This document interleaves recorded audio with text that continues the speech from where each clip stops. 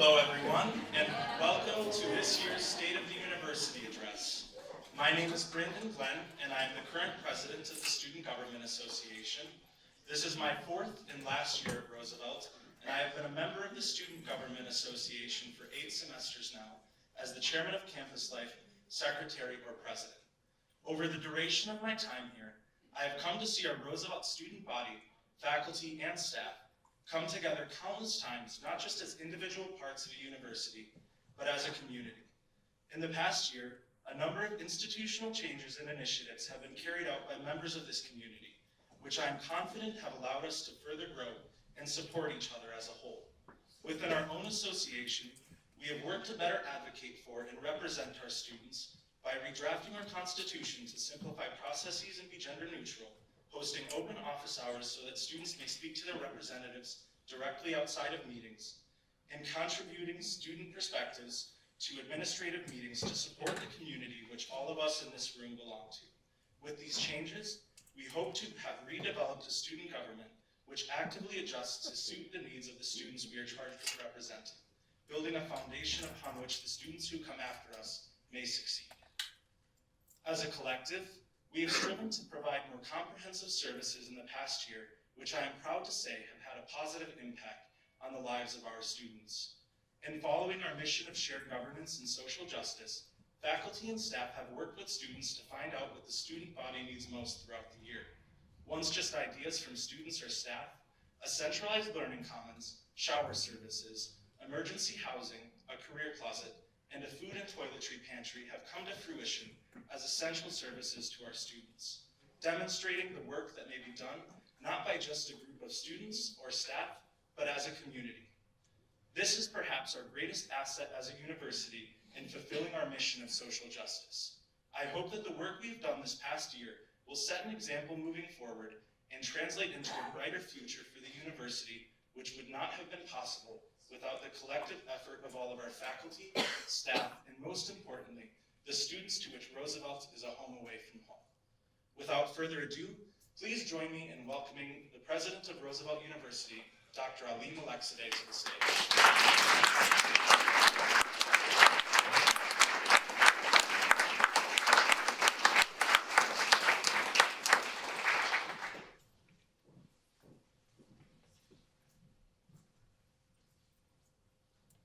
Thank you so much, Brendan.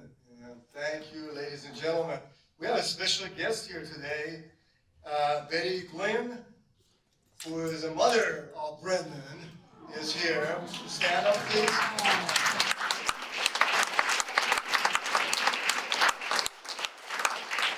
We were just negotiating whether or not we should allow Brendan to graduate this year. She said yes, I said no, we like him so much to remain the president of SGA for another 3-4 years. In fact, we can come up with tenuring him as a student.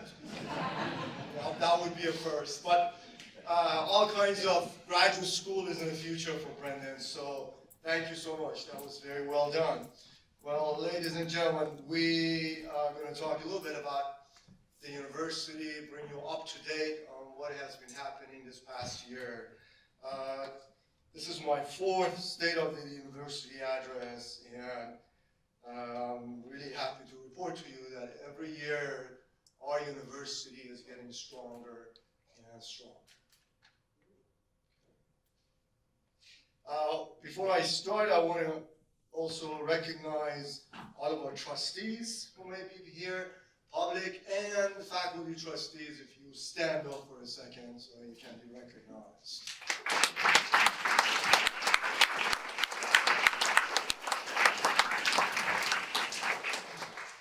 Thank you for being here. Now, for all of you who have heard the U.S. President deliver an annual State of the Union address, you know that it is customary for the President to declare that the State of the Union is strong during the address somewhere. So now we're 2 years into building a stronger Roosevelt plan, which at its heart is about improving our academic and financial plans. So I want to keep this in mind. We'll talk about academics, improving academics all the time, and also improving our financial situation all the time. So that would be the theme going through the brief remarks that I have here. We have a number of awards, we have some videos, and at the end, we will have some time for Q&A.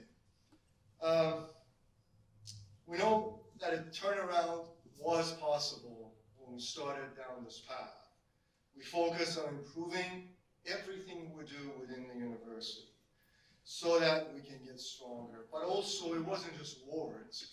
It was your work that allowed us to improve every part of the university. I'm really grateful for everything that each and every one of you do every single day.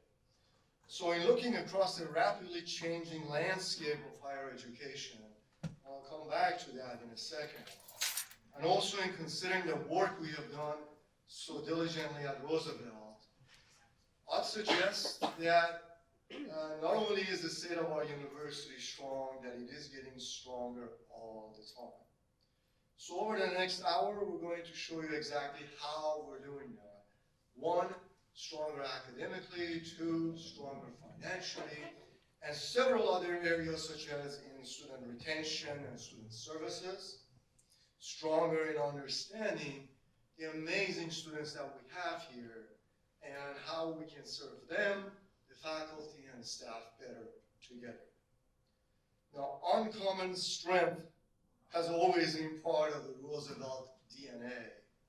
From our very first days back in 1945, we needed and showed great strength, courage, and conviction. You can't show much more conviction than our original faculty, staff, and administration, and students who walked out collectively from Central YMCA College of Chicago based on principle. They had strength to counter the historical injustices of a higher education system that favored some at the expense of others. And I'm sure this reminds you of some certain recent examples, which we won't get into today. That strength was to always stand for those who might be forgotten in other places. Strength to preserve over 75 years of ups and downs, highs and lows, bountiful times and austere times. So in that respect, we're really not that different from any other organization. We just have to do better because our clientele of our students typically come in for 2 years, 3 years, 4 years, and then they go on with their careers. So strength is a part of our mission, a university that started as a matter of pure principle, with no endowment, no library, and no friends in high places. From our very first days to more recent times, we always knew that our university was not about a building or 2 or 3 buildings. It was about building a better and stronger future for our community, our collective community. So yes, Roosevelt University, with its faculty, staff, trustees, and most of all its students, knows what it means to be strong in the face of adversity. So thank you again for being here today. We're excited to have you with us, and we're all made stronger by your presence. So now, for the first time, we have a new program, and that is the inaugural Presidential Award for Social Justice. It took us 75 years to come up with this idea. But nobody said the President's office has all the good ideas. Here we are. The award is to recognize those that have gone above and beyond the call of duty in their work as faculty, as students in a classroom, or staff members and administration. It is to honor those who have exemplified their ongoing commitment and demonstration of social justice within the classroom, workplace, and our community. So today we celebrate the leadership and accomplishments of the following award recipients students for serving as advocates for change and a role model for all of us. So to help me present these awards, I'm asking the individuals who nominated the award winners to join me on stage, and we're going to do it one at a time. So to announce the first award, I would like to welcome Professor Marjorie Jolles, Director of the Honors Program, to join me on stage.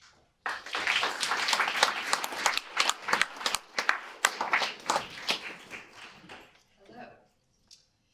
It is an honor to be here today to present the first Presidential Award winner for social justice, Alexander Fruin. A senior in the Chicago College of Performing Arts Bachelor of Musical Arts Honors Program. Alex has been working throughout his time at Roosevelt to incorporate social justice goals into his curricular and co-curricular work. His coursework and honors thesis address the intersections of community development and the arts. Alex earned the Theodore Presser Undergraduate Scholarship in support of his senior year, and he also earned Make Music Chicago's James Wegging Memorial Internship and a Yamaha Fellowship to attend the Eastman School of Music Leadership Academy. As an inaugural member of the Obama Foundation Community Leadership Corps, Alex was immersed in 6 months of training geared toward understanding the systemic issues that underserved communities face, and how the arts leaders and cultural institutions can build bridges with these communities in culturally relevant and equitable ways. I imagine Alex as not just a future leader in arts and community development, but a current leader in arts community development.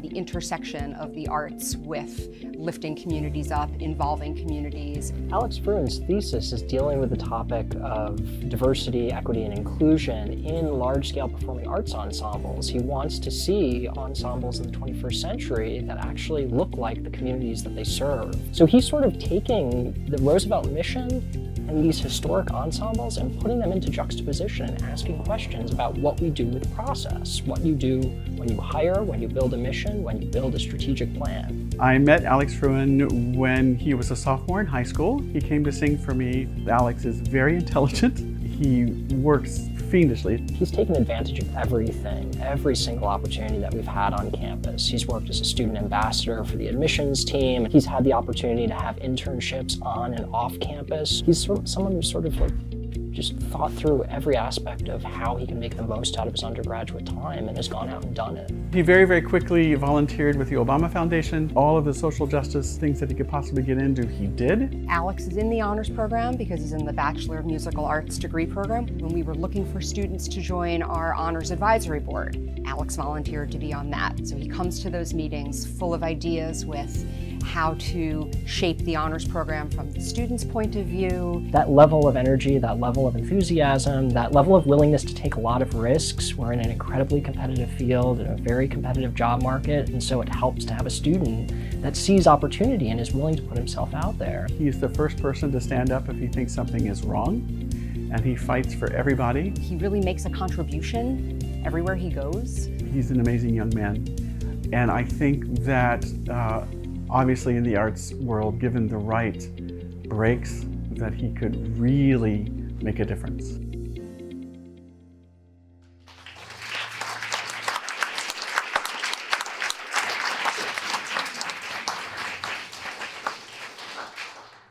Alex is an exemplary Roosevelt student who lives out our mission by directly connecting his education to his goals of community development. Please join me in welcoming Alex to the stage.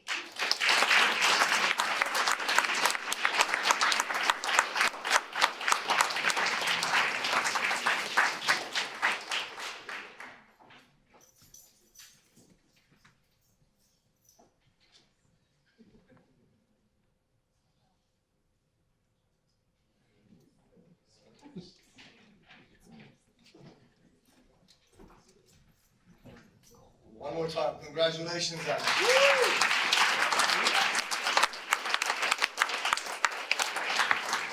Thank you for Professor Jolles. And now I would like to ask Jamar Orr, Assistant Provost and Dean of Students, to the podium to recognize our second award recipients. Jamar?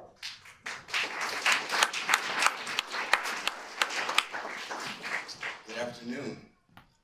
It is my high honor and distinct privilege to be here today to present the second 2019 Presidential Award winners of social justice.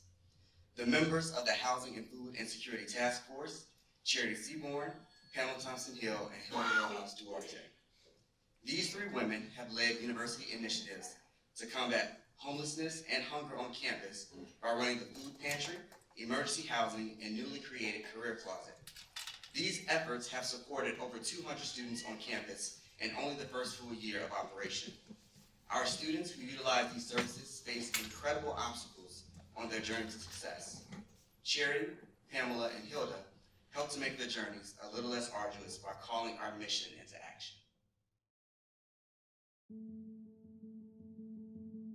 Out of the Dean of Students office, we have a Students of Concern team, and we discuss students who are in crisis. That crisis may be mental health, personal issues, finances, things of that nature that may be impacting their ability to be successful at the university. And so from the data that we collected in that team, we realized that there were some trends.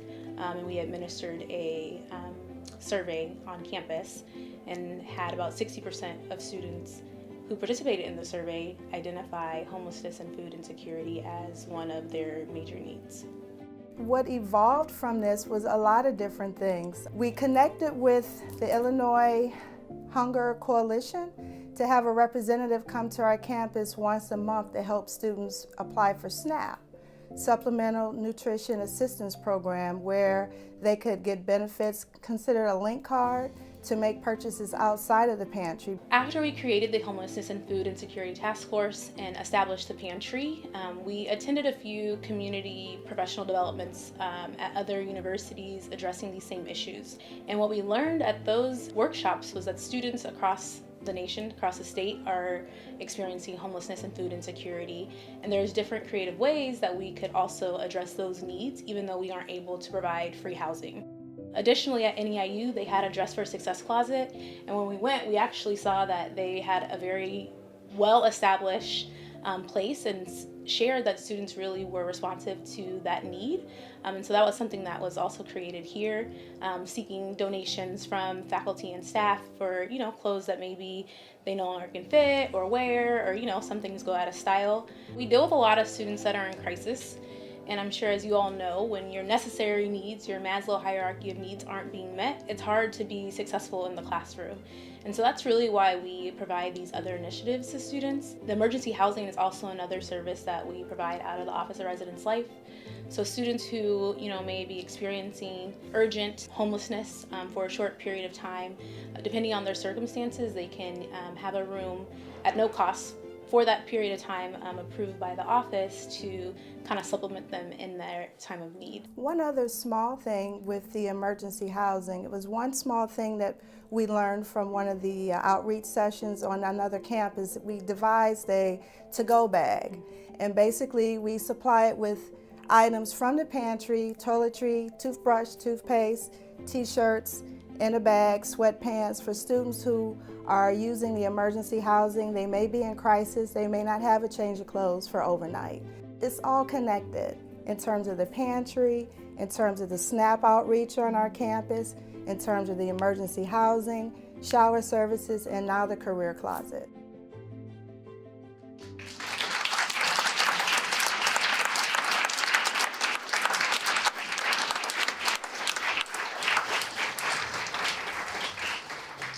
Social justice is the very best of who we are at Roosevelt, and it is shown no clearer than in the efforts that Charity, Pamela, and Hilda do on a daily basis to feed, house, and clothe students who would otherwise go without.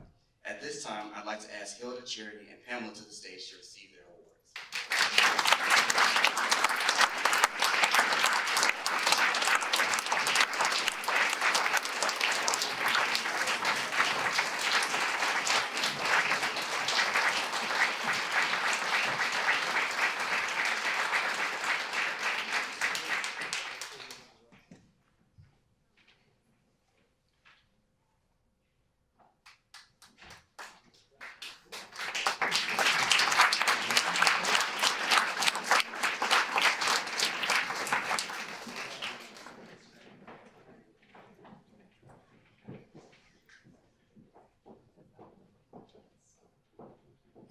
more round of applause, please.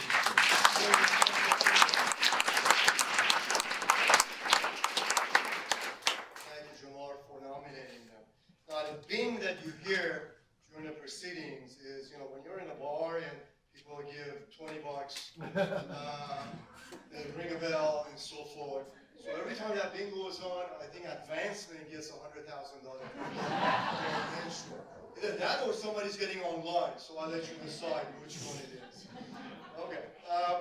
Now, returning to our awards, again, we have another special group of people to be recognized here. So now I would like to ask Tom Kernan, Assistant Professor of Music History, to the podium to recognize our final award recipients. Tom?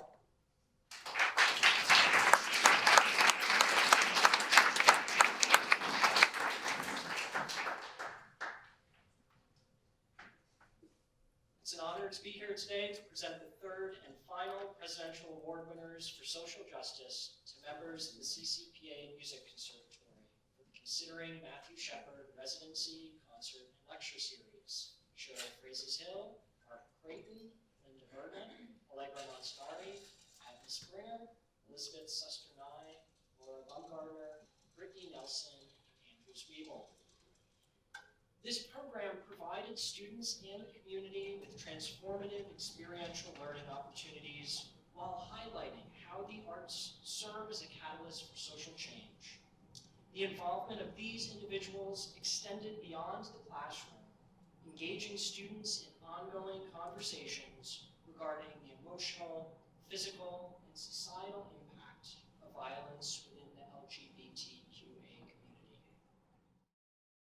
How I love the stage, how I love the stage, how I love the stage, how I love such an ordinary boy living ordinary days, leading an ordinary life so worth. The story of Matthew Shepard was put to music because the composer, Craig Hella Johnson, was extremely emotionally affected by the murder of Matthew Shepard almost 20 years ago, and had always been thinking about Matthew and what he could do as an artist to commemorate Matthew's life. It's been a real gift for Roosevelt to be able to do this with a full orchestra at this point. I think we've got to be one of the first universities to be doing it. Interestingly, many of the performers of this show were not born when Matthew was murdered. So a part of the learning experience was teaching them about Matthew Shepard and how that this galvanized the LGBTQ community into fighting for hate crime legislation. Matthew attended a meeting of the University of Wyoming Lesbian, Gay, Bisexual, Transgender Association, then joined others for coffee at the College Inn. Around 10:30, he went to the Fireside Bar, where he later met Aaron McKinney and Russell Henderson. Near midnight, they drove him to a remote area, tied him to a split-rail fence, beat him horribly, and left him to die.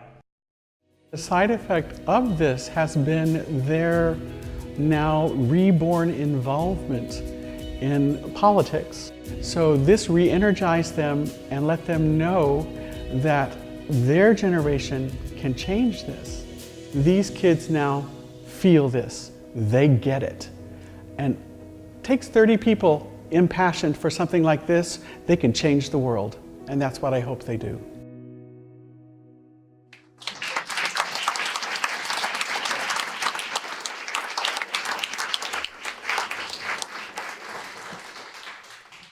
This program and performance perfectly displays the Music Conservatory's commitment to providing an innovative and immersive performing arts education, grounded in the university's social justice mission. At this time, I'd like to ask Cheryl, Mark, Linda, Allegra, Abby, Elizabeth, Laura, and Brittany to join me in front of the stage.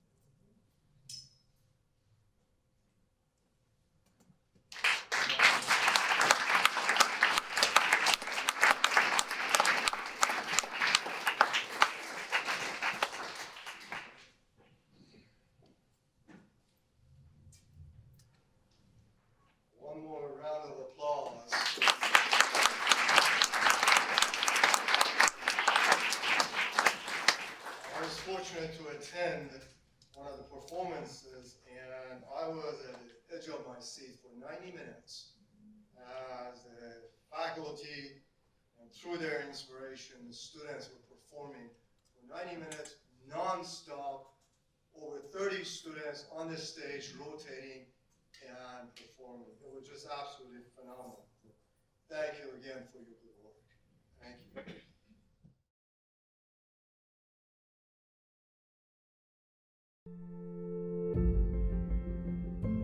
Our office is working on a lot of initiatives, there's no two ways about that.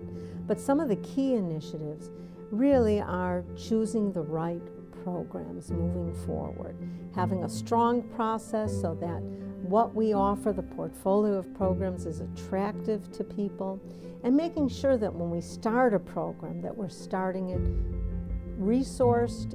Another initiative is to continue to develop online, and that's really, I have to thank Niraj's team, because they've done the online teaching academy so well that people keep signing up. It's important for us to have online courses, hybrid courses, because this is what's going to make us attractive and accessible to adult students, and especially to our corporate partners, so that employees at places where we've developed these partnerships see us as something very viable and that they can fit into their lives in order to complete degrees or get graduate degrees.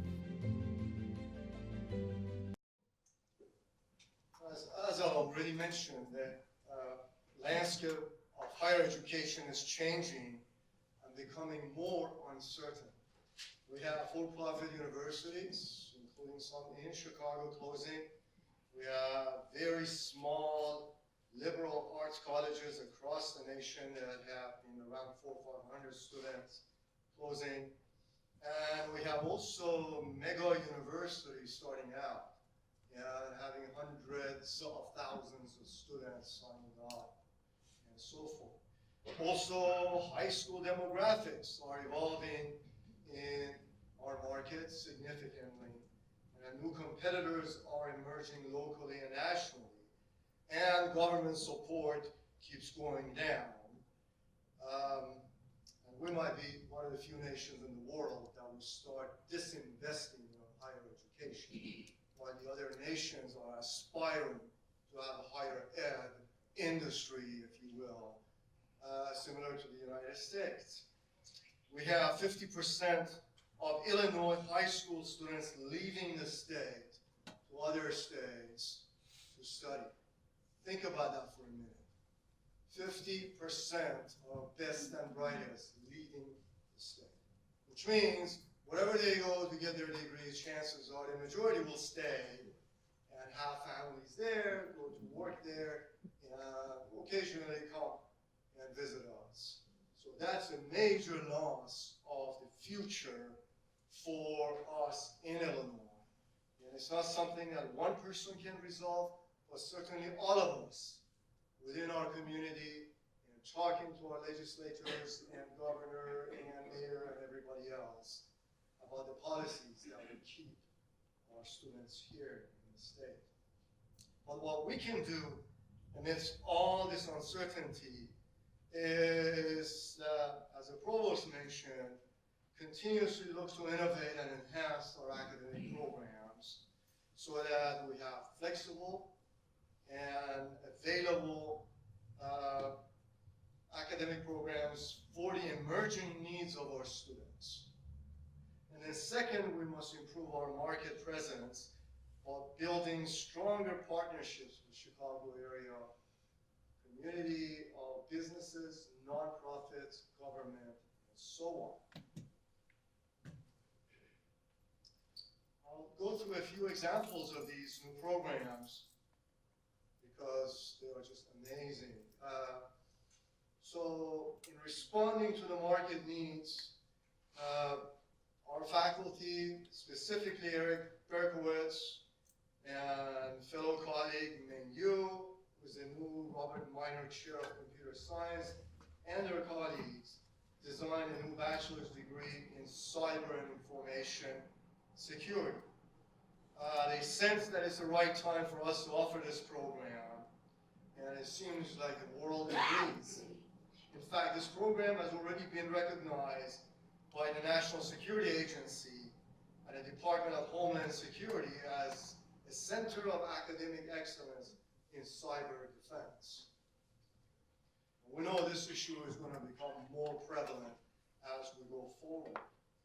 Students graduating in this field will seek meaningful employment in tech areas such as artificial intelligence, cybersecurity, information technology, as well as innovative startups.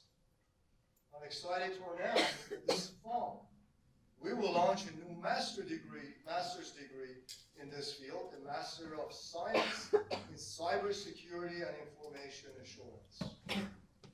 It is a new program, and it's programs like these that will meet the specific needs of the market, as well as cybersecurity in a fast-growing industry. Now, another fast-growing industry is the health sciences. Designed by interdisciplinary team of faculty, including Professors Lavon Downey, Kelly Wentz-Hunter, and Catherine Campbell. And now under the direction of Professor Tia Long, the new bachelor's degree program in health science administration will address the fast-growing market demand in this area. Now let's turn our attention to the video for a second. We have a number of things in the pipeline for next year, but this fall 2018, we launched two programs that we're really excited about, both undergraduate degrees, one in health science administration and one in cyber and information security. And both of these are programs that we launched with significant consultation from outside communities. With health science administration, we talked with healthcare recruiters, we talked with our own hospital partners that we have through our allied health programs, and really got their feedback about what kinds of skills and knowledge and abilities they would be looking for people they would hire to work in their organizations. Based on that market research and the feedback we got from our partners, we tried to steer a middle way and develop this degree in health science administration that provides students with the technical skills they need to be successful in the workplace, skills in data informatics and in budgeting, but that also provides them with broader social contexts in public health and health disparities, so that they're trained not just to be effective administrators in healthcare settings, but to really be able to live out that Roosevelt mission of being socially conscious leaders in their communities and advocate for change in the work they find themselves doing. We think this is a degree that's going to be interesting to students who are interested in working in healthcare, but who either don't want to be involved with direct patient care or have some experiences that help them decide that direct patient care may not be for them. Also for students who are working in technical fields now, radiography, ultrasound therapy, and might want to complete their bachelor's degree so that they could move up in the workforce and into more kind of administrative and leadership positions. So far we have collected $600,000. All right, now our new program initiatives continue across all colleges under the leadership of Dean Sabagi and Colette English Dixon, who's the Executive Director of Marshall Bennett Institute of Real Estate. The Heller College of Business's newest program is a Bachelor's Sign in Business Administration in Real Estate. This will address a growing problem in the real estate industry, which is a lack of diverse students. Also within the College of Business, under the good work of Dr. Rafat Werner, Associate Professor of Finance and Accounting, the Master's Program in Accounting Forensics will now be offered fully online beginning in the fall of 2019. This program is one of very few select forensic accounting programs within the greater Chicago area. And the redesign will certainly attract students from a wider geographic footprint.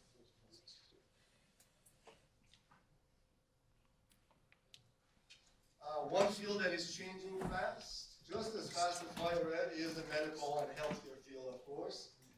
And here too, Roosevelt is in step with the times. The College of Pharmacy, under the leadership of Dean Melissa Hogan and Dr. Dana Singla, is finalizing plans to offer a joint PharmD and MBA program with the College of Business, with a goal of making it available to both new and current students starting this summer.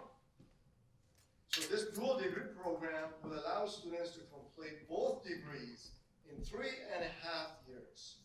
And it will be the only pharmacy college in the Midwest to offer this format. It will enable graduates to be more competitive for positions as retail pharmacy managers with a pathway to further promotion. So congratulations to the team for doing this. So besides academic programs, I should mention the partnerships that we have. Chair of the math department, Professor Melanie Powarsky, will disagree with me when I say 1 + 1 = 2.2 or 3.5. But this is the reason for that, Melanie. When we combine the best programs within Roosevelt with best-in-class partners from the private sector and the non-for-profits, everyone benefits. So in this new role, Tom Fillion, Dean of the College of Education and Associate Provost for Strategic Initiatives, has been charged to develop new partnerships and new online programs. Let's hear a short video from Tom. I think Roosevelt benefits from these partnerships in a couple different ways. One really important way is we're actually living out our mission, and we're providing programs of need to other institutions, other organizations in the city that are looking ways to grow either the quality or the quantity of what they're doing. And so for me, all of this work around partnerships is a real extension of the university's social justice mission and framework. I also think we're really helped by the visibility of our programming. As more and more people hear about unique programs that we're offering, they become more aware that we exist. We become an option for them to look at. And then I guess the last thing I would say, I really think it grows the reputation of the university. You know, historically, we've been a site for innovation, even courage. But it's really important for us to maintain that commitment and that reputation for being a place that's willing to try new approaches in order to solve really complex but really important problems in our society. Under the leadership of Dean Tom Fillion, the College of Education and Chicago Public Schools have developed an ongoing partnership to provide continuing education to our Chicago area teachers. On February 6th, the College of Education was selected by the Chicago Public Schools as an exclusive partner to offer a new teacher residency program. This program will provide a year-long student teaching experience and extensive mentoring to current paraprofessionals and teaching assistants while they complete their coursework for early childhood or special ed licensure. So thank you, Tom, and your colleagues. In addition to the newly formed partnership with Illinois, we have a program with Illinois Empower, which is the College of Education is partnering with Mindful Practices, a research-based professional development organization to provide licensed teachers with classroom-proven strategies to promote purposeful classroom environment. Again, together, these two agreements guarantee over $200,000 of new revenue to the university. So about 2 of those pings that you've been hearing. So I'm pleased to also announce the creation of a new partnership between Healthcare Services Corporation, the parent company of Blue Cross Blue Shield of Illinois, and Roosevelt University. This is the first of many corporate partnerships that Roosevelt aims to create over the next 3 years, and provides a It provides their employees significant tuition reduction upon earning admission to the university to any of our degree programs. Now, our trustee, Maurice Smith, a Roosevelt alum and president of Blue Cross Blue Shield of Illinois, played a key role in the development of the partnership, and we want to thank Trustee Smith for his efforts to get this program underway. I also want to thank Trustee Smith for his leadership on renewing the sponsorship by Blue Cross and Blue Shield for the American Dream Reconsidered Conference for the next 3 years.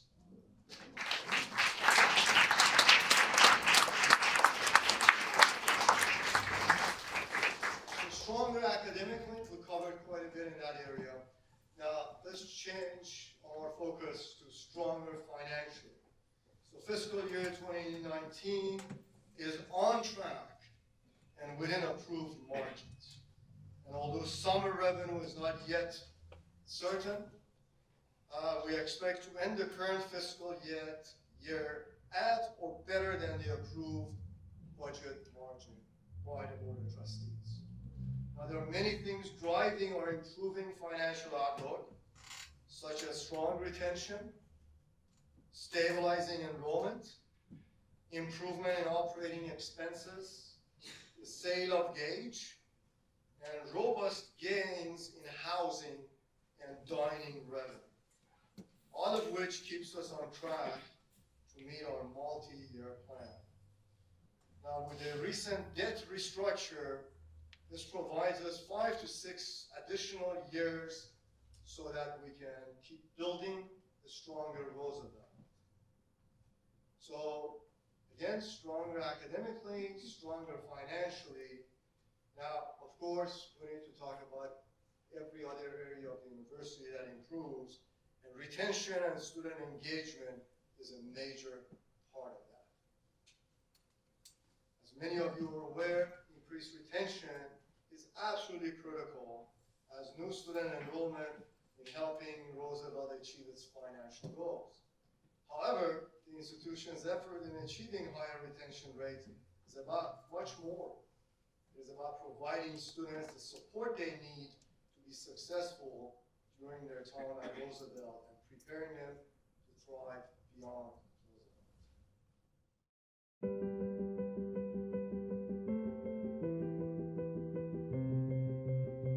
The Office of Student Progress is an idea of putting together, for efficiency's sake, registration and advising, because a lot of what they do really intersects. And in terms of the technology involved and the use of the new EAB, Student Success Collaborative, it really made sense to bring them together. And then I had somebody who was so excellent, Alicia Butler, who was the director of advising, and she has done a superb job of having these two offices relate together, mesh together, and we already have the results. We've had, this fall, we had a 66% increase in walk-in student advising. We had, in terms of grad checks and grad applications, 30% increase in grad applications on time. From the registrar's office, we've had 24% increase in grades submitted before the deadline, which is very important for students. We've had a 20% increase in early alerts. That's where faculty, and I have to thank the faculty for that, where faculty are letting advising know we have an issue with this student, because we want to catch everybody and we want to provide them with the best services we can. It's really important that we provide our students with the professional development that's going to get them on the right pathway to a career of their choice. And I'm very pleased to say that we have somebody excellent in that position, Erin O'Neill, and she has done a survey. We need to expand and deepen those offerings so that students come out of here really having being able to show that they've done the kind of work that they're going to be required to do in the course of their first year on the job. The Office of Student Research, for example, really fits into this well, because the purpose of the office is to provide students professional development in the form of undergraduate research and graduate research. This is important for students going on to careers and going on to graduate school. So we're going to have the first university, all-university student research symposium, April 12th, April 13th. I'm very excited about the Office of Student Research.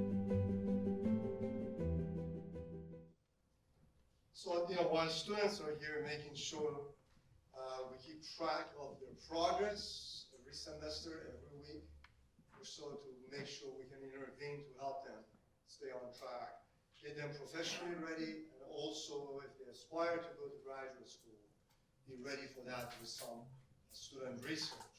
Also, some of the statistics that Lois mentioned, I want to draw attention to that because it is significant. The first year retention rate for our new students have been now this year one of the highest in our history as far back as we can go. A remarkable 9% improvement in just 1 year for the freshman class. And over 2 years, 17% improvement in the retention. So we're now at 74% retention for freshman class. Meanwhile, transfer students retention has improved to 81%, and graduate retention has improved to 88% respectively.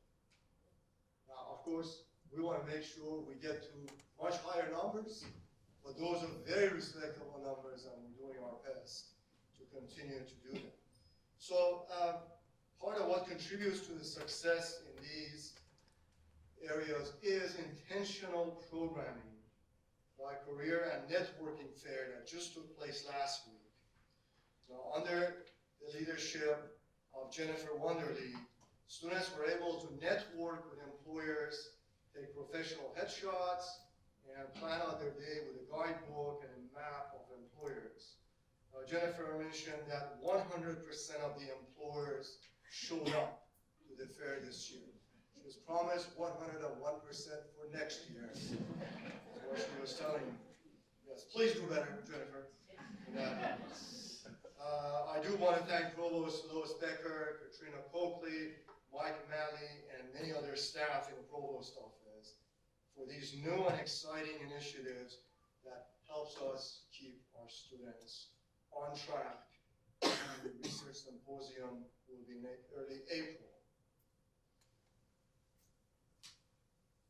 So in the classroom, taking care of the students while we're here.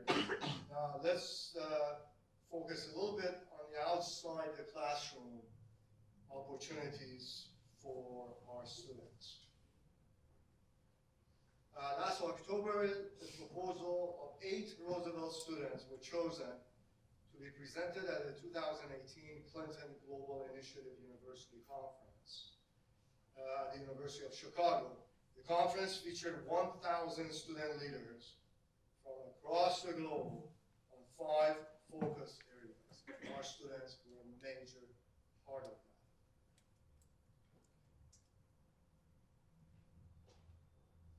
Next, nothing exemplifies our mission better than advocacy and volunteer service in the community. To that end, the pharmacy class of 2021 just recently completed 110 hours of volunteer work, serving at local nonprofits such as Feed My Starving Children, the Ronald McDonald House, the Chicago Greater Food Depository, and Family Shelter Services. So thank you so much for pharmacy students for this good work in our community. The Al Golden Fellowship, the newly created program, honors its namesake, who was a PR industry pioneer, Roosevelt alumnus, and long-time serving board of trustee member. 4 student fellows will attend industry events to foster postgraduate internships with Golan and sponsor companies like McDonald's, in addition to being mentored by senior PR executives. So they're on their way to success. So all in all, these experiences are invaluable to our current students and to the university in general. Real-world opportunities help our students prepare for the challenges they'll face after they graduate. And simultaneously, these students can be tremendous ambassadors for Roosevelt through the world. We are also stronger through our people. Every individual contributes to our U community in your own unique way and through teamwork with your colleagues. I want to recognize several departments whose work is felt but not seen. They're unsung heroes among us. They work each and every day, and they make us stronger with the community and the campus. So first, let me showcase campus safety. The safety and security of our community and our students is of utmost importance to all of us. We put great trust and confidence in our campus security team to keep us safe and out of harm's way. These staff members work long shifts over the course of several days and usually do not have the option to call in sick, regardless of weather. They are dependable, quick to respond, and show care and compassion to those in distress. I especially want to thank the security team for their service this past January during the extreme polar vortex. You might have heard of polar vortex until it showed up. This team showed up when most of us stayed home, and they assisted students and staff when we lost power. One time, that power loss was in the middle of the night. So I would like to introduce to you this time our new Director of Campus Safety, Officer Tony Parker. Tony, would you stand up, please?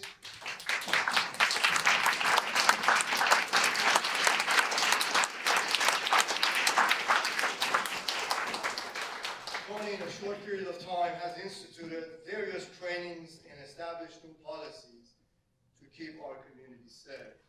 So please join me in welcoming Tony to Roosevelt and acknowledge his team members who are here today.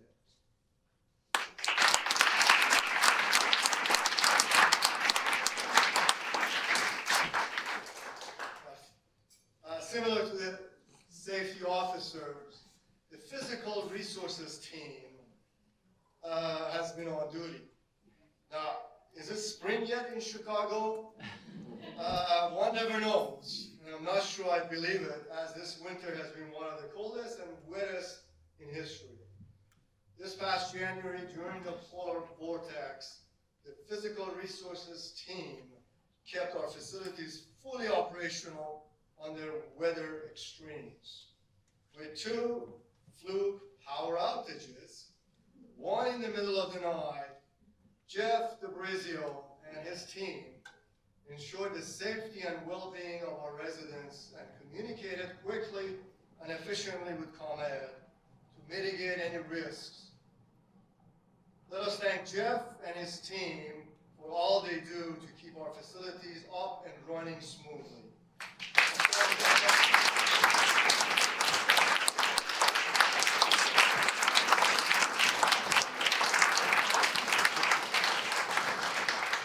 Among our colleagues, is Todd still here, or did he leave? He's gone. He's left. It was his last day here. We wanted to keep him until the last minute. But, you know, joking aside, it was 55 below zero wind chill on that day. And we were informed by the team that power has gone out of Wabash. And of of course, Jamar is telling me that the students were having fun. Wow, this is cool. I said, yes, but it will be cold later on.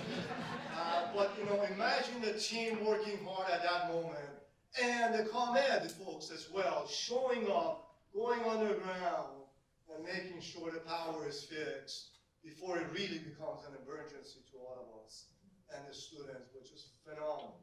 So thank you again for the job you do every day. A little bit on the arts and auditorium theater. Magnificent auditorium theater consistently impresses me with its world-class performances and programming, which brings thousands of visitors to our downtown campus throughout the year. Many of you may not know, but each summer, the theater hosts Hearts to Art program. It's a summer camp for young people who have experienced the death of a parent. This summer will mark the 15th year of this outstanding program. Also in April, the Auditorium Theater welcomes the American Ballet Theater, who will begin its four-year partnership with the theater. And in June of 2020, the theater will welcome the Bolshoi Ballet, returning to Chicago for the first time in 16 years, and the only Midwest stop in their United States tour. So will individuals who work on the Auditorium Theater please stand and be recognized who might be present.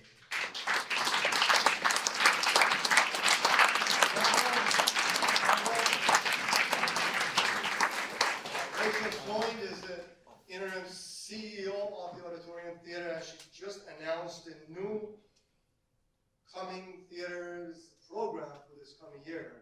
It looks absolutely outstanding, so please get on that website and see what she's able to bring to us.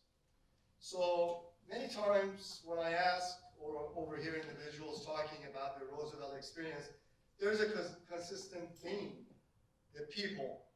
The stories of faculty members assisting students with graduate school and fellowship applications. References to staff going above and beyond to help students overcome unexpected hurdles. And students building lifelong friendships with their peers, faculty, and staff that often last far beyond graduation. So video on the people of Roosevelt. Eleanor Roosevelt once said, "The future belongs to those who believe in the beauty of their dreams."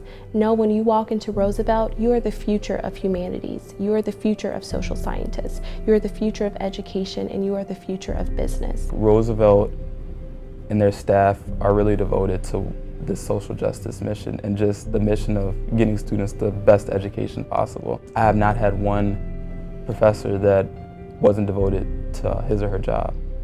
And being in a school where you see staff that are devoted and love this school, it only adds fuel to the fire, and you want to do great. All these things that I never really thought were possible for me never existed until I got to Roosevelt. Before Roosevelt, I was a C community college kid who just needed to make more money than my parents did. That was the goal. And now it's not about just existing anymore. It's about finding a quality of life. My teachers, because they hold high standards for me and they remind me of my goals and dreams, but they also, at the same time, they remind me to be patient, also get sleep, or like they go outside of just what is required in the coursework. Like they really help me with life, and not just being a student, but with being a human being. Being a first-gen student, me and my brother were the first people to actually, out of our family, to finish college. And it was really easy to get support from Roosevelt, whether that's the financial aid department, whether that's counseling, whether that's academic success. You always went out, when you needed help, they were there. Just being able to interact with so many people from different parts of the world, seeing all these different backgrounds and religions and beliefs and values that are deeply rooted in these people here at Roosevelt has allowed me to touch with my personal upbringing, I guess, and make myself a better person. We are so inclusive and we have built such a great community here at Roosevelt that I feel like it's easy for anyone to just say hey and build those friendships that you might not feel like you can build in other places. We volunteer around the campus, city, country, and community, and we take our time out. And I'm a finance major. I had no exposure to social justice, and being at a school that has such purpose kind of makes you want to do things for your community. The big reason why Roosevelt's amazing is just the innovation of the courses. You know, you can have a passion and we will help you find a way to tie that passion into a career, into a job, into a curriculum, into a course. There are ways to take the issues that I care about and make them into my job and to help people, you know? I can use my life as an example for other people, and that's what Roosevelt has given me. You're going to find something that you haven't experienced before. This college, this campus, this family is going to open your eyes to so many different things that you didn't realize, and they are so well equipped, they are so well trained to help you go through the rest of your life with the education and the skills that you'll pick up at this college. I can't imagine having gone to school anywhere else. Thank you for changing my life, because I really do think being here it has completely changed who I am, and I'm just so grateful to say that I am a student at Roosevelt University. I'm just so very grateful for that opportunity.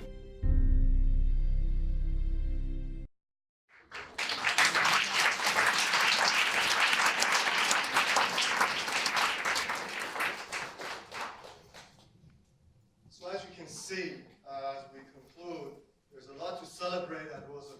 We still have work to do and challenges ahead, and it's part of the challenges of higher ed. But we are encouraged by the momentum that has been generated by all of you. And success breeds success. So our academic programs and financial situation improves, we'll be able to attract more students and do more for them, for our faculty, and for our staff.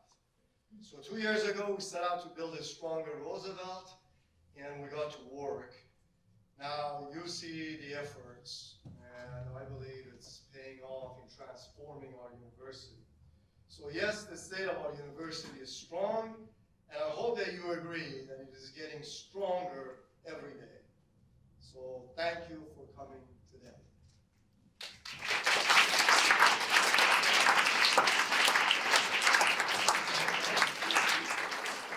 We're going to move to question and answer.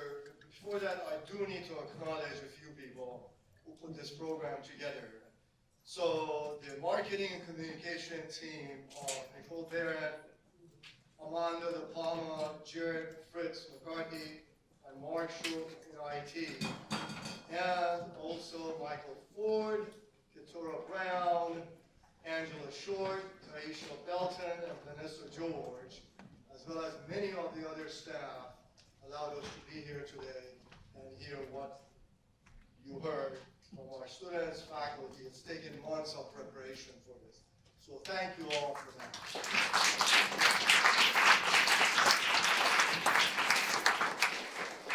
So now we'll take questions. Since there are no questions,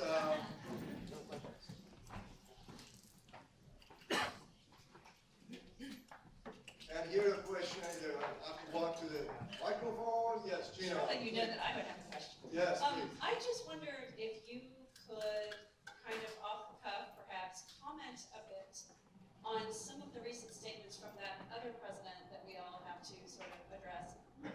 Particularly this recent statement about freedom of speech at institutions, which I think that we exercise here in particular ways, you know, given our mission and so forth. But then also the other thing that was a little bit buried, at least in the sort of mass media coverage as part of that statement, about expectations that institutions of higher learning begin to report on the income outcomes of specific programs within their institutions. And as someone who sits at the helm of one, humanities, where longitudinal studies are most beneficial in that regard, I wondered if you had any sense about the reporting. And I mean, obviously with our College of Performing Arts, that's another similar kind of issue. Like, students tend to be faring much better 10 years out, perhaps, than they are, you know, 1 year out of their degree in so many. So it's a kind of long-winded question, but I just wondered if you could speak a little bit to how you see Roosevelt interfacing with this new world order. Well, Professor Piccola, thank you for that easy question. I'm going to take a couple of minutes to answer the question. First of all, I cannot call a college or a university without an incredibly strong humanities program and program in arts and sciences. We have professional schools, that's fine, perfectly okay, perfectly legitimate, and students know to go there for specific professions. But what the faculty and a core of a university or a college is, and it's across the globe, is what you and your colleagues in the humanities and in the arts and in the science do every single day. Allow me to give you one example. Just a few years back, I was in Kansas, at Kansas State University. I was in an alumni program in New York City, and it was a large event, larger than this one. And as the president is talking, some deans are there and so forth. I was talking to one student, who happened to be right next to me, a young man who had graduated 5 years before that from Kansas State University, majoring in poli-sci and history. And within 15 minutes that we had a conversation, he blew me away with his knowledge of the entire Middle East. I'm from the Middle East, I thought I knew about it. This young man knew every leader of every parliament in every nation, and he painted it for me of how that will change in the next 5 or 10 years. And honestly, after one very brief conversation, I said, wow, the future is bright for all of our graduates. And it was 5 years out. So what we do, you see the result, okay? Professor Jolas sees the result, all of our deans, and as we walk the students, 1,500 of them every year in the auditorium theater, every single one of them, we know have the ability to succeed. Now, some of it would be shorter term, and they would get amazing positions right off the bat, and they're on their way. Great. But some will take 5 years and 10 years, or even 15 years down the road. I'll give you one more anecdote. A friend of mine, family friend, had a son who was completely dysfunctional. He was into drugs, he was into alcohol, and staying at home. And he was in his 40s. Okay? One day he called me, I was in another university, and he said, by the way, so-and-so has now been accepted into medical school. You know, I just about died. Medical school. You told, basically he was homeless. He's living at home, and I said, yeah, but he got his life in order. Eventually he understood what he needs to do to pull himself out. Okay? And he had a previous life in sciences. Very, very bright individual, and so forth. And he went through medical school and succeeded. And each of you, I know, have those kind of stories to tell us. So as far as coming back to the federal government and statements from the president, first of all, the federal government can impose all kinds of rules for us. You cannot believe what we have to deal with on a weekly and monthly basis with these unfunded mandates. Okay? I know I'm saying that because businesses say that, and I say, oh, come on. All right? Again, one example, we hadn't refunded the students' money, student aid that had come in for a couple of students, and the total was maybe less than $1,000, because you are given 30 days to refund it back to the federal government when the student drops a course. Taking your course, she takes a class, then drops it in 3 weeks. We have a month to refund. Sometimes we went 32 days. Okay? Because of that $1,000 mistake, we were put on probation. They sent us a list of hundreds of students' accounts that we need to send it back to them for them to audit. And our staff had to spend hundreds of hours. And they came back and said, oh yes, you're fine now. And move on. So I'm giving you a sense of that, to some extent it's great, because we don't want to misspend the students' money, as Argosy just did, to the tune of, what, $13 million? They spent it on payroll. Okay?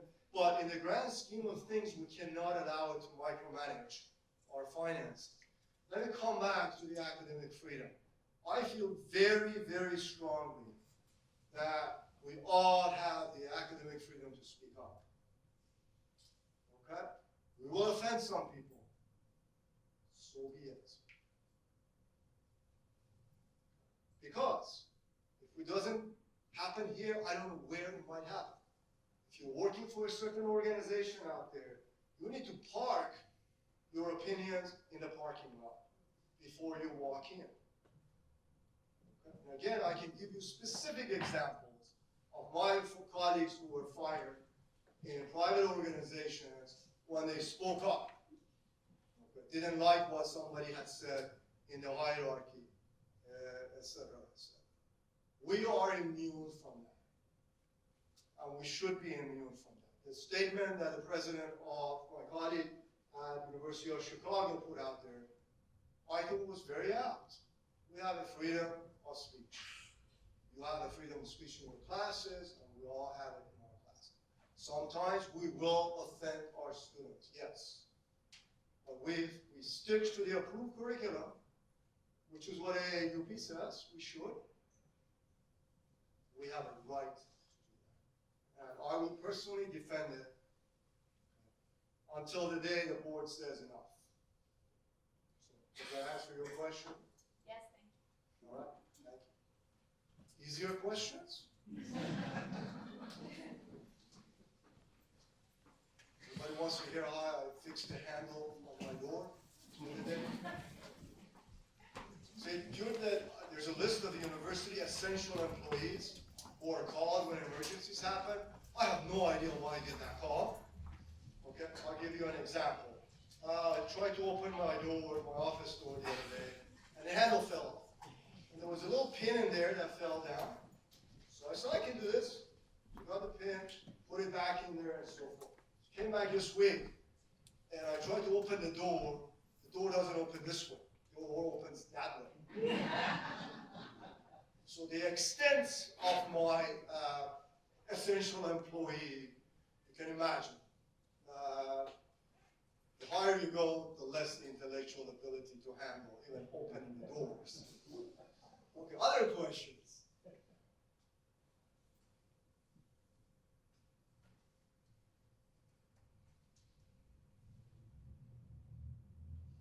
Going once, going twice. And again, thank you for everything you do every single day. I'm really grateful.